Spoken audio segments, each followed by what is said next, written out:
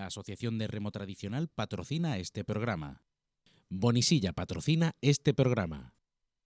Pollo San Juan patrocina este programa. Muy buenas tardes, sean bienvenidos a este patrimonio que es una tradición en esta televisión. Volvemos después de la Semana Santa, de la intensa Semana Santa vivida por esta casa en todo y cada uno de los puntos de la calle donde se han retransmitido las procesiones, las cofradías y hermandades de Málaga, con toda la intensidad que PTV Málaga le pone a esta actividad tan pasionista, pero también tan cultural, tan turística y tan nuestra, como no deja de ser la Semana Santa. Todo el equipo de PTV puesto en marcha para esta ocasión. Y en esta ocasión nuestro patrimonio no va a dejar de ser el escrito, el patrimonio que se conserva en los libros y publicaciones, donde podemos adentrarnos en un mundo fantástico y maravilloso de sensaciones y vivencias, porque así también las tradiciones pasan a la leyenda de la palabra, al saber hacer, que en la escritura también es el patrimonio más importante que tenemos culturalmente hablando. Y hoy lo vamos a hacer con la puesta en escena de este libro. Tras el infierno, ¿hay una vida después de un atentado de ETA? ¿Hay vida después de un atentado de ETA? Vamos a estar hablando con Vicente Almenara, que es el creador y el autor de este libro. Él es profesor de periodismo en la Universidad de Málaga y doctor en Ciencias de la Información. Muy buenas tardes, Vicente. Buenas tardes. Y por otro lado también vamos a estar pues con el protagonista de estas páginas, con el protagonista de esta historia, que no es otro que Javier López, que es el directamente implicado en la historia que hoy les vamos a llevar. Muy buenas tardes, Javier. Buenas tardes, Paco. Y vamos a hablar con ellos de esta interesantísima publicación y de la interesante vivencia que supone sobrevivir, vivir y seguir viviendo tras un atentado de ETA, con lo de actualidad que está, desgraciadamente, en nuestros días, todo el tema de los atentados terroristas y todo el tema de la supresión de la vida de inocentes a manos de despojados de toda conciencia en nuestros días. Así pues, vamos a comenzar y también lo vamos a hacer pues con esos microespacios que todas las semanas les traemos a ustedes. En esta ocasión, con un personaje malagueño de las letras, precisamente, un escritor y un científico de la letra, de las tradiciones de Málaga, como fue Guillén Robles.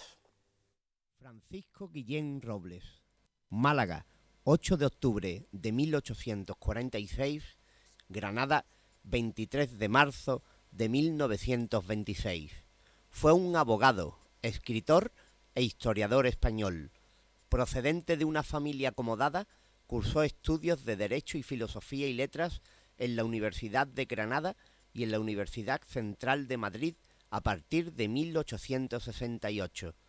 Desde 1870 se dedica a la abogacía, al mismo tiempo que amplía sus investigaciones de historia, y en 1873 comienza a publicar Historia de Málaga y su provincia, que le valdría el ingreso en la Real Academia de la Historia y su nombramiento, algo más tarde, como cronista honorífico de la ciudad de Málaga.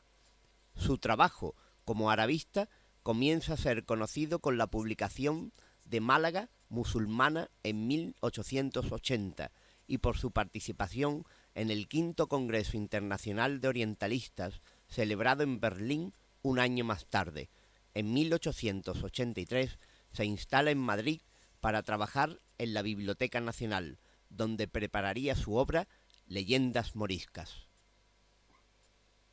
Como ven, siempre vamos a traer a colación pues a un personaje histórico, malagueño, literario, una fecha, un acontecimiento, aparte del vocabulario que no lo vamos a dejar. Como les decíamos, nos ha llamado mucho la atención la publicación meses atrás de este libro, que trata el atentado de ETA hacia un cuartel de la Guardia Civil, en concreto donde se encontraba un malagueño destinado en el mismo, y Vicente Almenara Martínez nos habla que tras el infierno hay vida después de un atentado de ETA. Vicente, ¿qué le lleva a un periodista, a un profesor universitario, a adentrarse en una línea editorial como la de este libro? Sí. Pues tuve la suerte de conocer a Javier en una tertulia que semanalmente preside en un hotel de la ciudad, y creía entonces, y creo ahora, pues que su vida es noticiosa y puede ser relatada en un libro. Su vida, en cuanto que tiene relación con un cáncer que tuvo España durante muchos años, 40 años. El cáncer todavía no se ha podido extirpar, está ahí, aunque no tenga una sintomatología muy clara, que es el terrorismo etarra. A él le tocó la desgracia de sufrir un atentado y se lo propuse.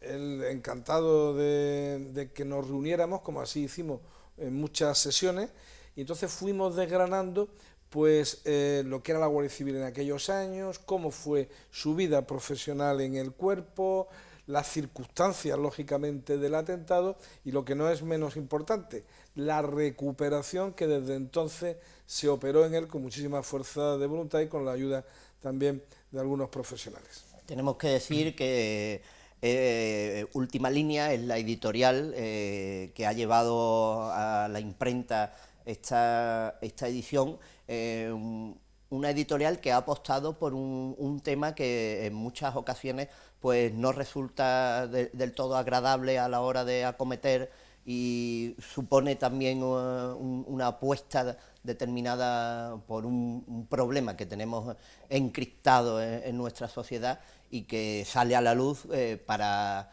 de alguna manera, poner en antecedentes y poner el punto, en este caso, en una vida posterior a un atentado. Sí.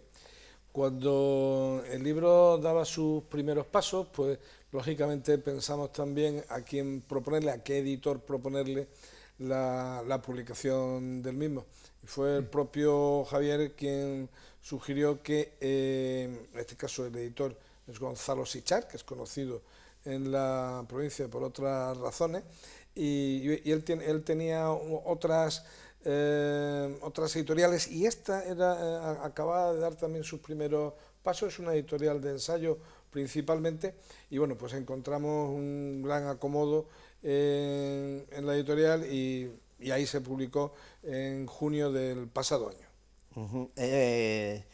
Siempre la publicación de un libro por parte del autor es en nuestros días un hecho, diríamos, histórico en muchas ocasiones, y un hecho a tener en cuenta por cómo está la situación de la lectura y de todo lo que rodea la publicación de un libro, que haya editoriales que estén al acecho, entre comillas, de una buena historia. Claro, porque no se crean ustedes que cualquier editorial publicaría un libro sobre un atentado terrorista o una organización terrorista. Las razones pueden ustedes suponerlas. Es un tema que no gusta por cuanto tiene de mortal. Estamos hablando de la vida y la muerte. Nadie se quiere enfrentar a los amigos de ETA. Los amigos de ETA tienen representación parlamentaria en España, en las Cortes, en el Congreso, en el Senado, en la Comunidad Autónoma Vasca, y en fin, esto supone problemas, entre comillas, para los editores en general, y solo algunos valientes, y sobre todo porque tienen las ideas claras y conciencia del problema, se atreven a dar ese paso. Javier, tras la publicación hay un contacto evidente de muchos meses donde relatas y le expones a Vicente pues todo lo que es la problemática, ya no solo del atentado, sino de la familia, de tus circunstancias, de todo lo que te rodeaba. Ha sido una convivencia que ha puesto en primera línea mental otra vez todo y cada uno de los sucesos que ocurrieron en el año 78. Sí, efectivamente, pues fue en el mes de mayo del 78, el día 13, concretamente.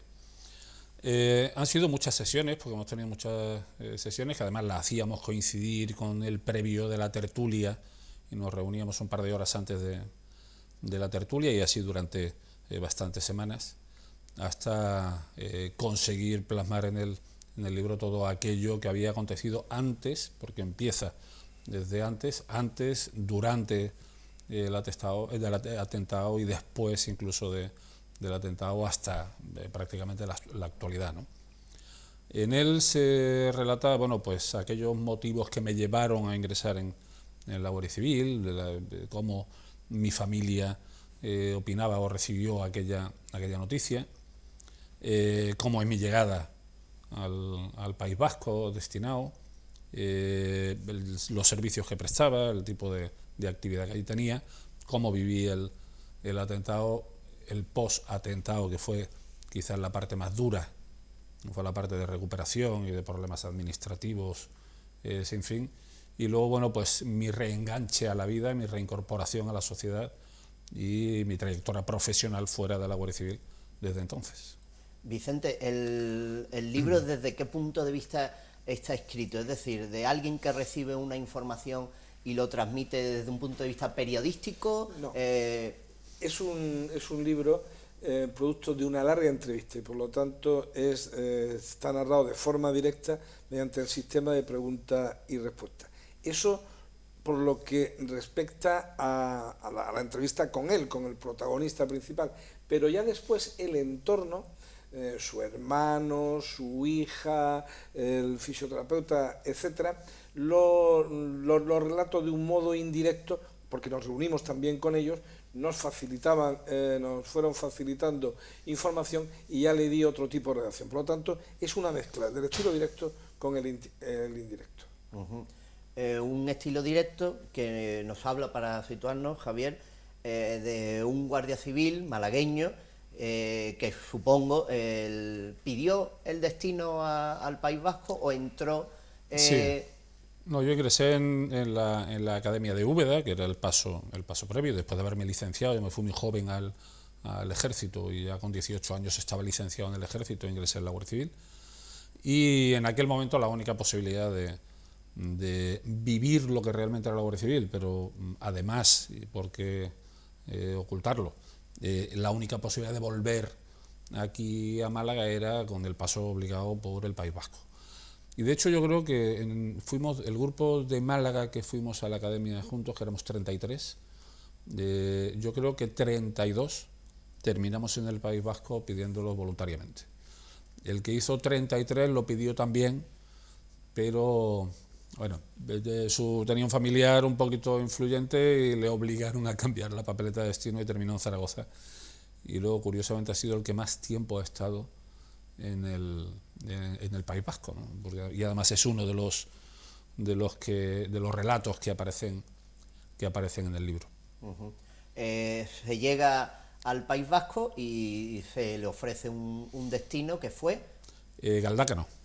Yo en principio fui a un puesto, a un cuartel, que era un pueblecito que estaba a 8 kilómetros aproximadamente de Bilbao, que se llamaba Galdácano. Allí estuve prestando servicio de guardia rural durante unos meses y inmediatamente después ingresé en el servicio de información con sede en Basauri, que era pues otro pueblo un poquito ya mayor que este y que daba cobertura a toda la zona este de Bilbao. Sí, porque estamos hablando que el cuartel de Galdácano no suponía tampoco un punto esencial a lo largo del País Vasco de grandes cuarteles de la Guardia Civil, no, sino que era un cuartel que tenía una seguridad determinada como en todos los demás, en los que había una administración y se realizaba una serie de... Era un cuartel de los típicos de los núcleos rurales de toda España, incluido el País Vasco. En aquel momento no había grandes diferencias de medidas de seguridad entre un cuartel de Extremadura y uno de Bilbao. O sea, eran prácticamente igual, porque eran prácticamente inexistentes esas medidas de seguridad, ¿no? Eran las personales y las armas reglamentarias nada más los que había, ¿no? No existían los cristales blindados, no existía ninguna medida física de protección, sino que era, bueno, pues exactamente igual que podía ser aquí en Málaga o podía ser en Extremadura, ¿no? En ese entorno, en ese cuartel, sucedía algo que sí lo diferenciaba con el resto de los cuarteles. La ubicación del cuartel era muy próximo a la fábrica de explosivos Río Tinto, que tenía la fábrica allí en ese municipio, y por lo tanto éramos un cuartel depositario tanto de armamento como de material electrónico, material de detonación electrónica, material sensible de explosión, de detonación de explosivos. Era lo que lo diferenciaba con otros cuarteles. En el resto era exactamente igual que los demás. Y hablamos, para también poner en antecedente, que era un cuartel que había tenido anteriormente un atentado, o había sufrido un atentado. Efectivamente, yo llego allí en el año 75 y un par de años antes, 73 aproximadamente, habían puesto una mochila bomba en el antiguo cuartel, que estaba a 5 o 6 kilómetros de allí, en una pedanía que se llamaba Urbi, y bueno, pues había quedado en tal situación en el cuartel que hubo que demolerlo y se construyó este nuevo allí en Galdácano. Y precisamente en torno al atentado se sugiere que es por la adquisición de un material que días antes había llegado al mismo, un material para detonación de sí, bombas. Efectivamente, algunos días antes había llegado una partida de material electrónico de detonación de explosivos, unos detonadores electrónicos de última generación, para la fábrica de explosivos Río Tinto, para las pruebas que hacían con explosivos allí, y como todas las partidas que llegaban a la fábrica tenían que ser depositadas en el cuartel de Galdácano, y esas estaban pues recién depositadas desde 2 días antes. Nosotros pensamos por cómo se estructuró aquel atentado y por el tiempo que duró, sobre todo, que la intención última era la de entrar y hacerse con ese material, cosa que afortunadamente no consiguieron. Claro, porque hablábamos de que hasta la fecha las detonaciones se hacían a través de un cableado, y ese material te permitía una detonación a distancia, sí, o por lo menos temporalizada, ¿no? Sí, no, eran ya vía radio, por lo tanto con la posibilidad de detonarlo a distancia y en el momento exacto, ¿no? Hasta ese momento se hacían por cable, y además estaban utilizando unos cables que eran de procedencia militar, que eran los cables que se utilizaban para unos misiles filodirigidos, que iban dirigidos con unos cables finísimos, pero claro, eso eran muy fáciles de conseguir, sobre todo en el entorno de zonas de práctica de tiro, ¿no?, del ejército. Y estamos utilizando ese tipo de cables porque eran más difíciles de detectar. A partir de ahí, esas eran las pruebas que se iban a hacer. Creo que las primeras pruebas se iban a hacer con material, con detonadores electrónicos a distancia, ¿no?, vía radio. Y después llegamos al fatídico día en el que un comando pertrechado con armamento y perfectamente sincronizado a la hora de tomar el cuartel asalta el mismo. Sí, era la noche del 12 al 13 de mayo, el día 12 además dio la casualidad que pasaba la Vuelta Ciclista a España por allí, por Bilbao, e incluso había habido una amenaza de bomba durante el recorrido y hubo que suspender la carrera durante unas horas para verificar si la amenaza era cierta o falsa. Afortunadamente fue falsa y se pudo reanudar. Y serían pues las 12:25 de la noche aproximadamente, cuando bueno, pues acabamos de volver un rato antes de prestar servicio, de cubrir esa vuelta ciclista, pues se oyen los primeros disparos. Fue un atentado que duró mucho, ¿no? Normalmente los atentados han sido disparar desde un coche en marcha. Aquello duró algo más de 20 minutos, entre 20 y 25 minutos duró aquello, hasta el punto de que dio tiempo a llegar la ambulancia, montarme a mí en la ambulancia, porque al otro compañero que hirieron se lo llevaron en un vehículo particular, montarme en la ambulancia y tirotear la ambulancia cuando me estaban subiendo allá, ¿no? O sea que todavía estaban por allí. El resultado del atentado es que 3 proyectiles impactan en el cuerpo, entre ellos pues afectando a la espina bífida y al hígado Sí, y al riñón. Y al riñón y Sí. queda en una situación totalmente de indefensión, pero consciente plenamente. Sí, porque además, como el atentado lo cometieron 3 grupos, como decía antes, 3 grupos diferenciados y situados estratégicamente, uno de ellos impedía la salida de los guardias desde los portales de los 2 edificios de pabellones, de viviendas, y entonces el otro compañero que hirieron y yo decidimos salir del cuartel para obligar a moverse a ese comando que estaba impidiendo la salida, y nos hirieron a los 2. Yo caí pues alrededor de 150 metros del cuartel, de la entrada del cuartel, porque uno de los impactos me tocó la columna con fractura de vértebra y daño medular, y automáticamente perdí el control de las piernas y caí. Me protegí en el bordillo de la carretera y yo creo que fue el miedo el que me impidió perder el conocimiento, o sea, el que me obligó a seguir consciente, ¿no? El miedo a que vinieran a hacer lo que hacían habitualmente, que era rematar al herido, ¿no? Entonces la intención mía era disparar al aire, que vieran que estaba consciente, que seguía armado, y como del fondo son cobardes, no se acercaran, como así fue. Pues mientras el grupo seguía atacando Sí, cuartel. sí. Mientras tanto seguían disparando contra el cuartel desde los 3 flancos diferentes, ¿no?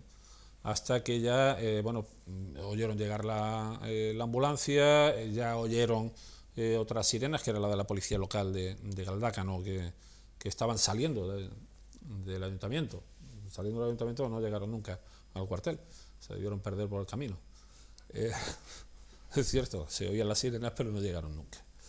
Y pensaron que posiblemente fueran refuerzos que ya venían desde Bilbao, porque estábamos a 8 kilómetros, 7 kilómetros y medio, 8 kilómetros de Bilbao. Pensaría que eran refuerzos que venían desde Bilbao, y entonces fue cuando huyeron y abandonaron el lugar.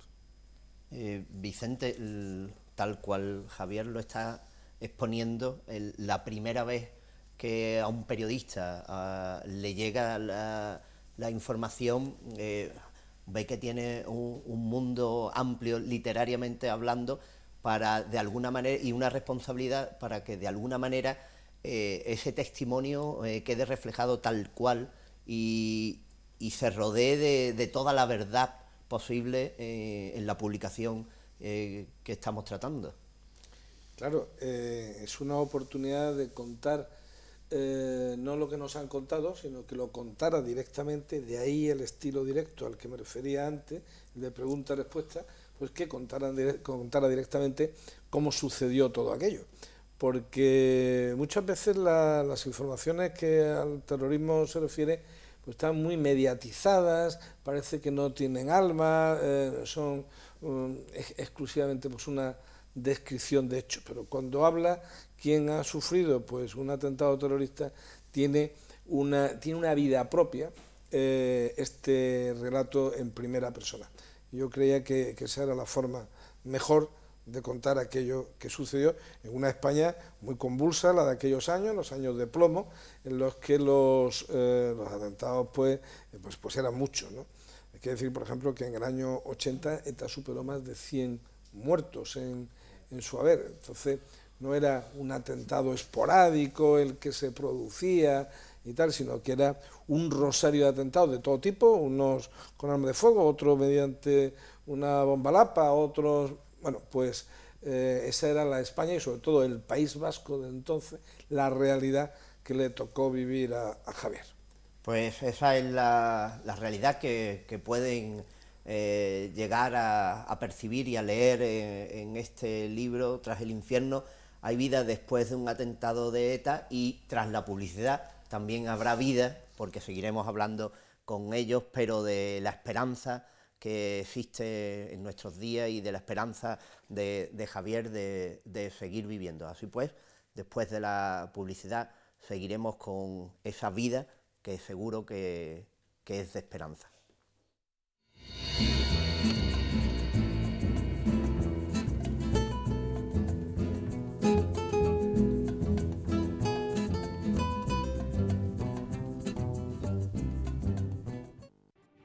La Asociación de Remo Tradicional organiza la Liga Provincial de Jávegas Diputación de Málaga, que se celebra en verano desde Vélez hasta Mijas.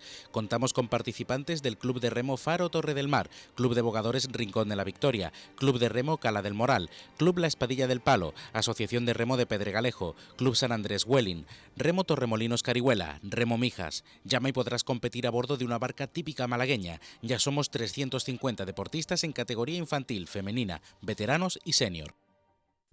Bonisilla, especialistas en suministros para la hostelería. Contamos con una exposición de 3.000 metros cuadrados con gran variedad de artículos: maquinaria, mobiliario, menaje, higiénicos, cristalerías, vajillas, cuberterías, cuchillería, limpieza y menaje de un solo uso. Alquiler de menaje y mobiliario para sus celebraciones. Bonisilla, mayor variedad, mayor surtido y mejores precios. Bonisilla, proveedor de hostelería líder en la provincia de Málaga. Vuelve Natura Málaga, 8ª Feria de Vida Saludable y Sostenible. Productos ecológicos, técnicas naturales de salud, mercado de artesanía, cosmética natural y actividades como yoga, quiromasaje, talleres infantiles y mucho más. Natura Málaga, del 1 al 3 de abril en el Palacio de Ferias y Congresos de Málaga. Más información en naturamálaga.com y en nuestra página de Facebook. Pollo San Juan. Estamos en calle Herrería del Rey junto al Mercado Central. Abrimos de 10 a 9 y media. Festivos de 11 a 3 y media. Pruebe nuestros exquisitos pollos asados. Más de 50 años haciéndolos. Acompañados de patatas, pimientos fritos y nuestras salsas de alioli, brava o mojo picón. Contamos con servicio a domicilio. Llámenos.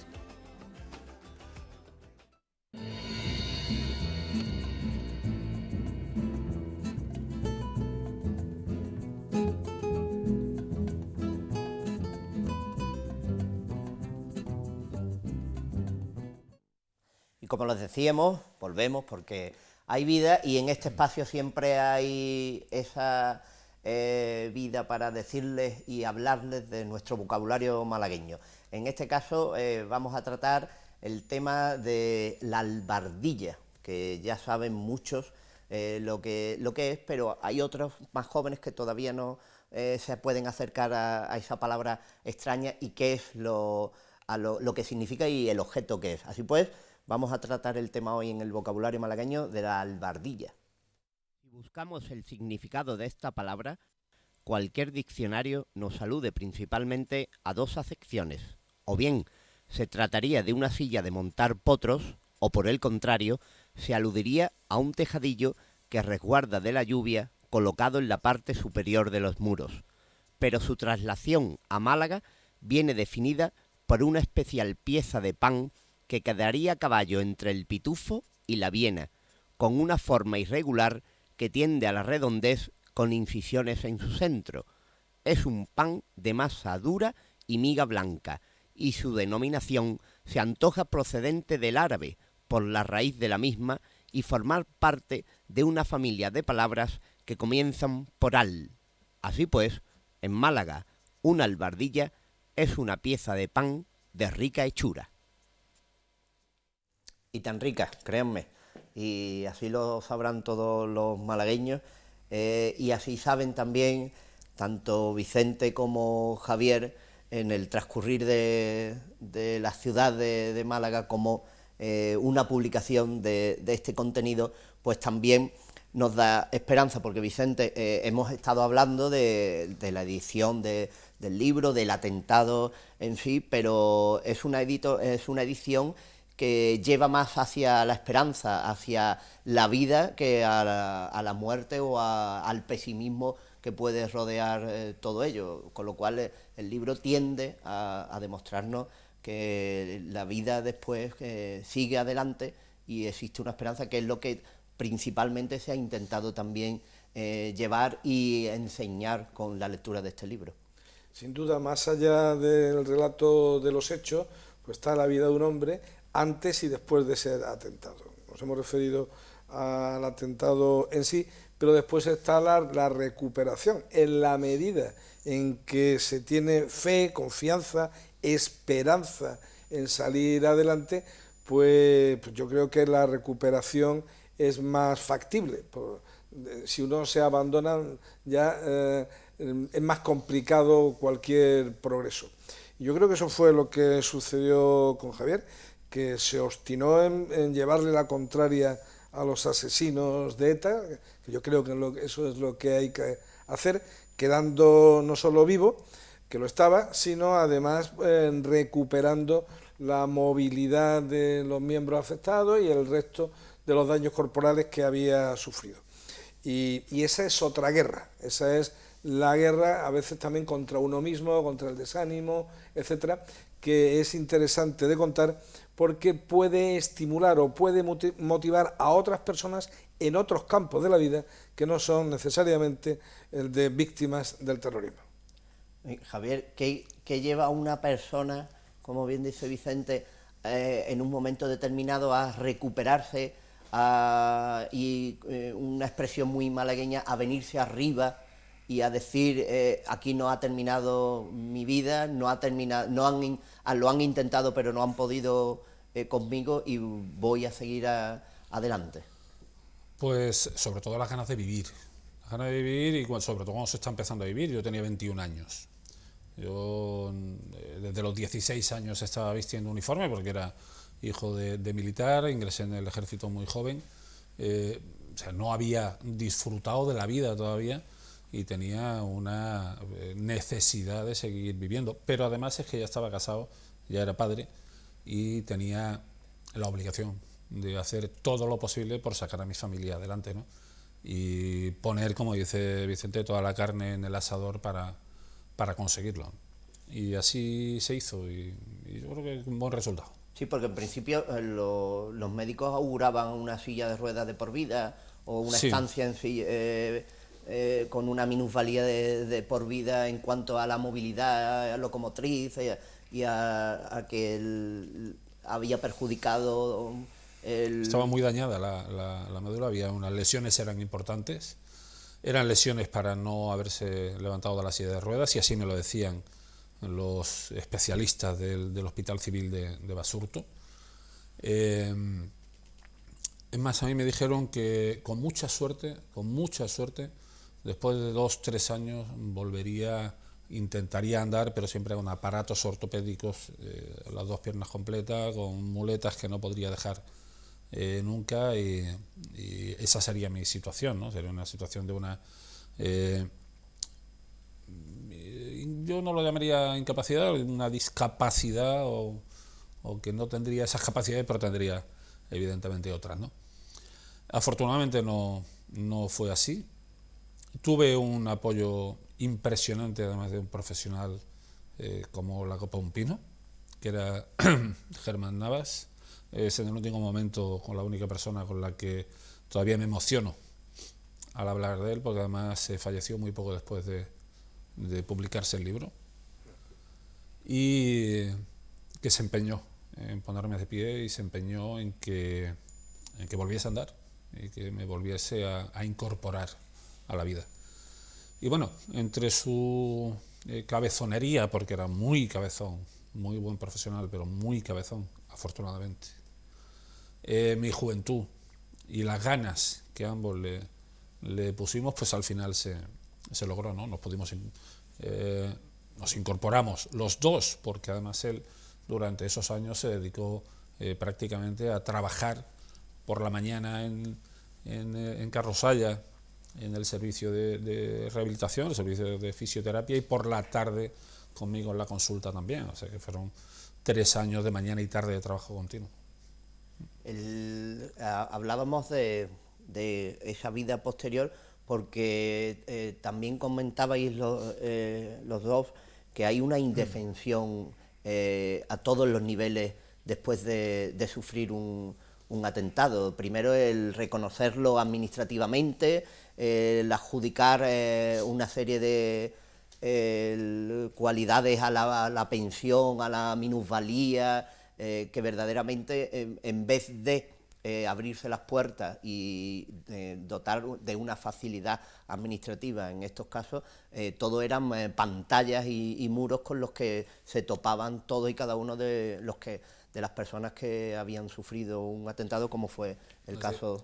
Así es, y más en aquella época, porque ahora, después de la lucha del trabajo que hemos hecho las asociaciones de víctimas del terrorismo, la situación es completamente diferente.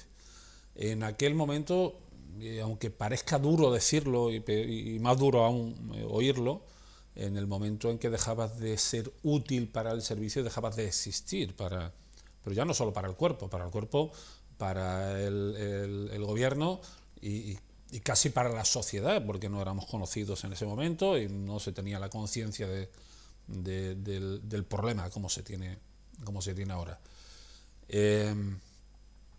Esa quizás fue la mayor dificultad con la que nos encontramos las víctimas del terrorismo en ese momento, siempre.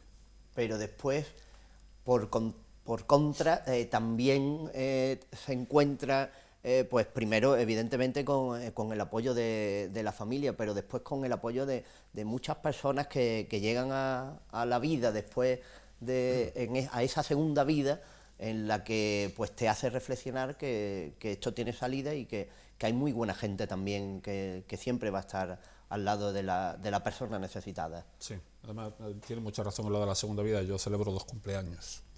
Yo celebro mi cumpleaños natural y celebro mi segundo cumpleaños precisamente el día 13 de mayo, ¿no? Que por eso hay esa segunda vida, o segunda parte de la vida, ¿no? Que se vuelve a nacer. Efectivamente, igual que tanto la administración como el propio cuerpo del que procedemos casi se olvida de nosotros, y es cierto que hay muchísima gente de fuera, mucha gente, además gente desconocida, que se vuelca por ayudarte y se vuelca por animarte y por estar ahí contigo, ¿no? Yo tengo recuerdos de personas vascas de muchos apellidos vascos que venían a visitarme todos los días al hospital y eran absolutos desconocidos. Hay el caso de Iñaki, un trabajador de la central nuclear de Lemoniz, que era un obrero, un albañil de la central nuclear de Lemoniz, y venía a diario al hospital a traerme zumo de naranja y tabaco. Entonces se podía fumar en los hospitales, ¿no? Venía, no falló un solo día en el tiempo que estuve yo hospitalizado allí en Bilbao, no falló un solo día en venir a visitarme. Y gente que no había visto hasta entonces, gente que totalmente desconocida, gente que no tenía ningún tipo de relación con la Guardia Civil, no tenía ni siquiera convicciones políticas que se encaminaran hacia eso, ¿no? Sino que había gente que estaba indignada con lo que estaba pasando en su tierra y con su gente, lo que estaba haciendo su gente, y que lo manifestaban así, ¿no? Y el apoyo fue impresionante, sobre todo ese apoyo moral en los primeros momentos. Luego, por supuesto, es indudable que si tu entorno familiar no te apoya, no está contigo, no te anima, es más difícil.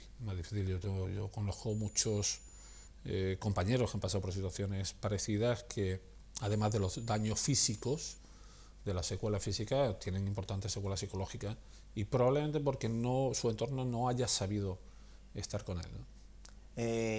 Hablas del entorno y preveemos que la vuelta a Málaga, al sol, a toda y cada una de las características de Málaga, de las tradiciones, actualmente rigen los destinos de la asociación El Portón en Málaga, que se ocupa pues de estar en contacto directo con la ciudad y con sus tradiciones, principalmente feria, navidades, Semana Santa, en cada uno de los grandes eventos de la ciudad, supusieron también un granito de arena que esta tierra de alguna manera te devolvió a esa vida de donde había salido otra vez. Sí, aunque sucedió ya años después, bastantes años después, pero indudablemente, ¿no? Ahora pues esa actividad sociocultural con la Asociación Recreativa Cultural El Portón, por supuesto que me devuelve mucho de lo que había perdido de Málaga cuando me fui de aquí, o de lo que no pude disfrutar incluso después de haber venido en las primeras etapas, ¿no? Yo disfruto de la Feria de Málaga como el que más. Prácticamente no salgo de la Feria de Málaga. Siempre que puedo me paseito a caballo por la feria, o en coche de caballo, o andando por la feria. La Feria del Real, que es donde la asociación tiene la caseta. Y además sí es cierto que probablemente sea más enamorado de mi tierra después de haber vuelto y de haberme recuperado que antes. Quizás porque la juventud tampoco te hace enamorarte de tu tierra, pues no te ha dado tiempo a echarla de menos cuando has estado fuera, ¿no?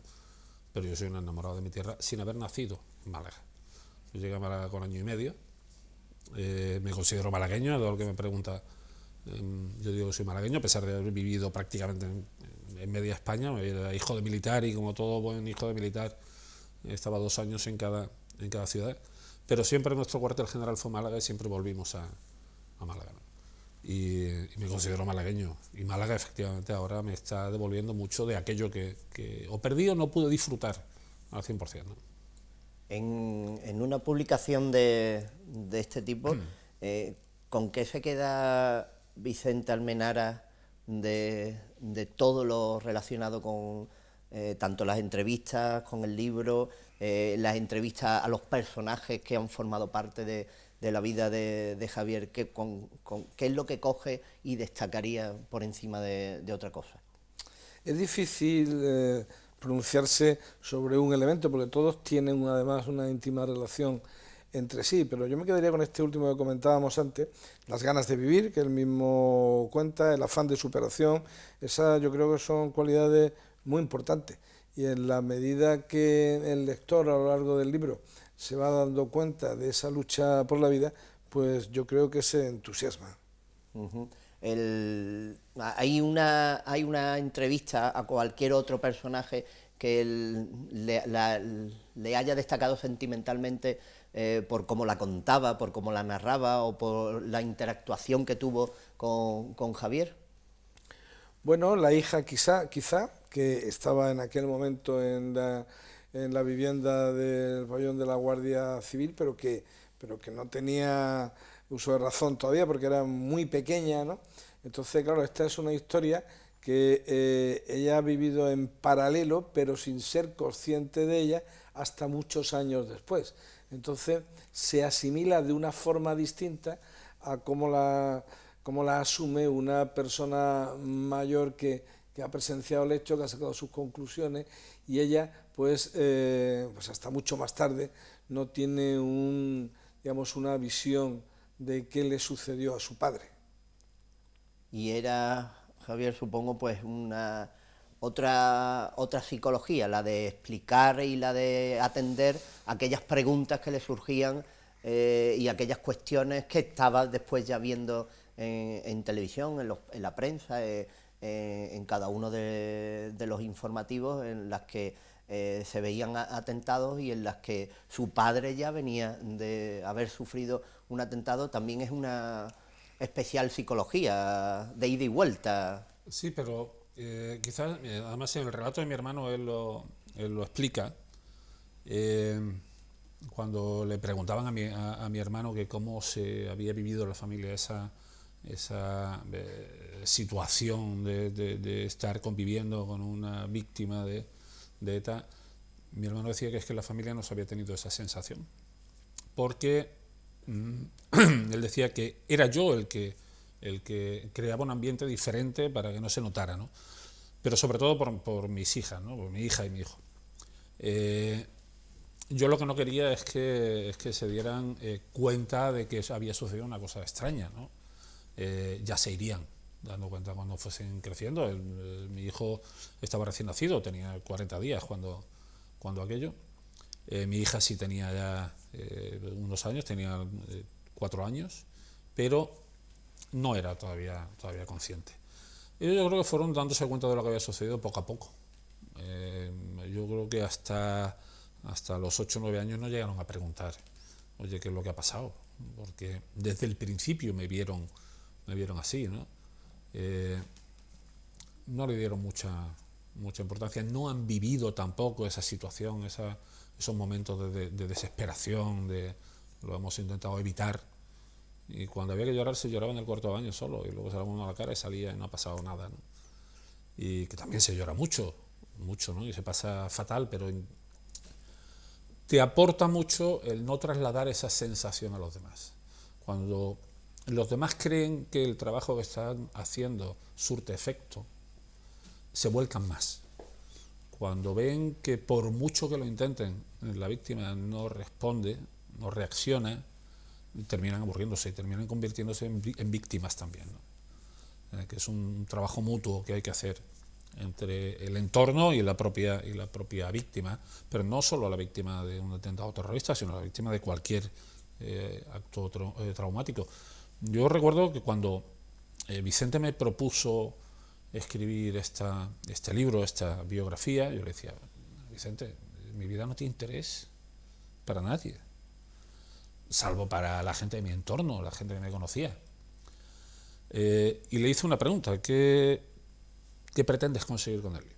Que era lo fundamental. Y dice: bueno, pues trasladar al lector, a quien lo lea, que después de un hecho traumático tan fuerte como este, bueno, se puede conseguir reincorporarse con unas capacidades diferentes a la vida y conseguir, bueno, pues los éxitos profesionales que he obtenido yo después de salir de la Guardia Civil o de causar baja en la Guardia Civil, pasar a situación de retirado.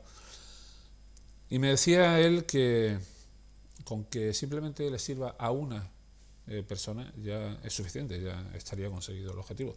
Y eso fue lo que me convenció a dar el paso y a aceptar la oferta que me hizo, ¿no? Pues precisamente con esas palabras últimas nos vamos a quedar.